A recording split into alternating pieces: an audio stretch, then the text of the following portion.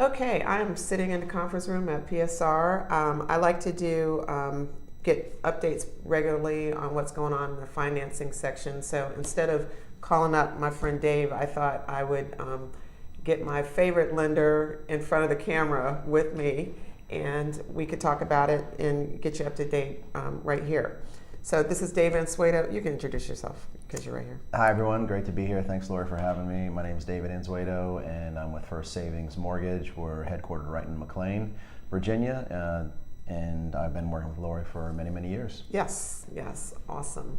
So what I wanted to do was get an update on what was going on in our traditional financing, and also find out what other options are available as the year kicks off and a lot of you start thinking about purchasing a new home or a second home or what have you. So let's start off with conventional. Sure.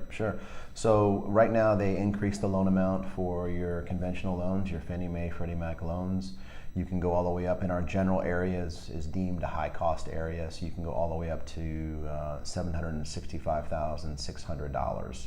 And obviously in this area, you'll see those sales prices where you can take advantage of even a 5% down payment on something like that. Okay, as low as 5%. And then what about for people buying over $1 million? So there are some options for $1 million. We do we call it the Millennial Loan. Now some millennials out there are making some high dollar salaries, and so we do have a program that allows up to a 5% down payment all the way up to $1 million loan amount. Okay, but I would imagine though, people purchasing at the $1 million market usually putting 20, 30, 40% down. Typically. Okay, yeah, because that's a high monthly payment. It is. But it's just an outlet that we have that we can offer that to some of the clients out there. Now, of course, we have your 20% down loans, and those are very good rates for those types of mortgages. Okay. Rates right now are very low, even for the jumbo markets. So in general, rates are low. So it's a good time for anybody to get out there and look for a home. All right, that's good. All right, and I'm going to say VA for last because I know that people have probably seen on the news there's been some changes with the VA financing. What about FHA? FHA, again, is your typical 3.5% down payment. We can do, the rates are very good with those as well. And again, those in our general area, that's the high cost area, your Fairfax County, Loudoun County, DC, pockets of Maryland, you can finance up to $765,000. Okay. Oh, so FHA has gone up.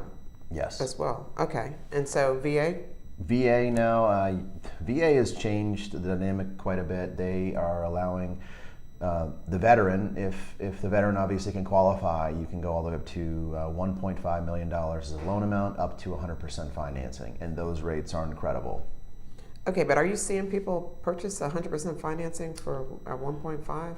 Not lately, but if a vet has the availability and the vet wants to do that, they can certainly do that and take advantage of their service. So I guess that in general just tells you that with that kind of number that there's more opportunity for VA qualified purchasers to get out there. Of course, because if their income is there, but maybe their cash flow is not for that big down payment, that 20% down payment, then they can certainly do that if they qualify. Okay. And it's just an amazing thing that the VA has gone towards.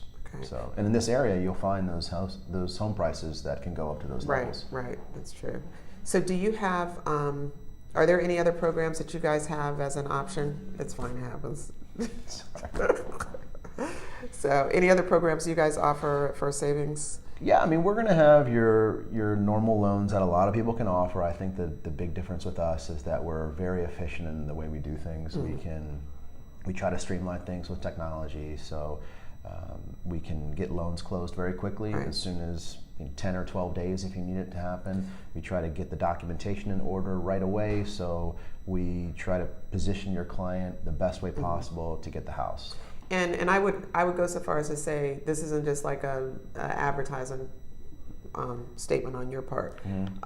We've worked together probably more than 10, maybe 15 years, and what I like about it is it's a team approach. So when I get a pre-approval from Dave, if there are any issues that need to be resolved, all that's been identified up front, and it's doable, need this much time, and as long as there's a dialogue going, If it's resolvable and we can get to the finish line, then we know that. If it's not, we know that too.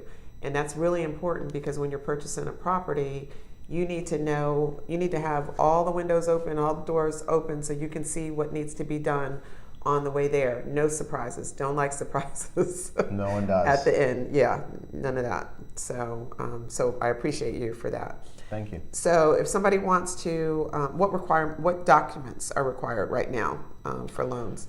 I know I know it changes from time to time, but it's usually the same stuff, but sometimes it gets tweaked. Yeah, when we go out of the gates, I mean, if we don't have an application from somebody, we usually say we need 2 years of W-2s, 2 years of your federal tax return, Okay. 2 months of your bank statements, 2 recent pay stubs. All right. So, and there's some programs out there that it's called day one certainty. So that's been very popular lately because we don't have to, if it's a Fannie Mae loan under that $765,000 loan amount, then there are, in some cases, you don't need any documentation except to show now you can still get automated approvals and automated bank statements, but for the most part, we still like to see bank statements. All right, and then, but when you're getting ready to close, what needs to be checked going into, what does the closer have to do right before they clear to close? I know that they have to go back and check a couple things. Like we tell people the things not to do before you close, like going out and buying a new car. And so how much time before you close? Is it like within 24 to 48 hours before closing that they do?